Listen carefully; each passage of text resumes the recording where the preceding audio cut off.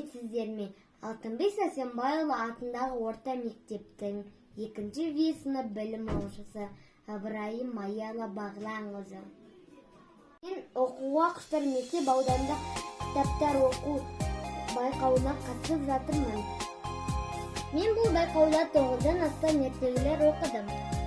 Ертегілерден маған қатты өзіме ұнағаны Патша мен бұлбұл, Пиноккио, Алтын Сақа.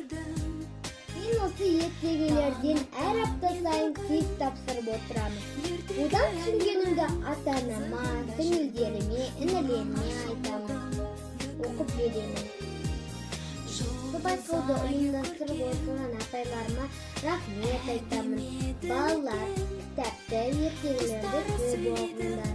Сау болыңыздар. Bunlar zannetti. Ертеге ақпандағы айында ұсталу өмір сүріпті. Өткені күн, ортаншысы ай, шөпі, әтешесі. Күн жүрде тіршілік ететін адамдарға өсімдіктер мен жануарларға жарық пен жылу таратуға кеткенде ертегі кіші інілері ай мен әтеш үйіне келіспей қала береді. Бір күні әтең ұза болған ай әтешті айдарынан ұстап алып үйге тез лақтырып жіберіпті.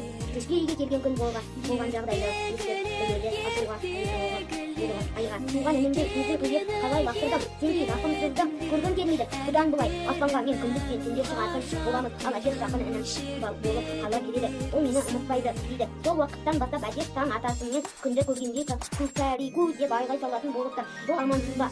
Күн аға дегені екен. Ал кеш түссе қонақтауға кетеді. Өйткені аспанға шыққан айды көргісі келмейтін көрінеді.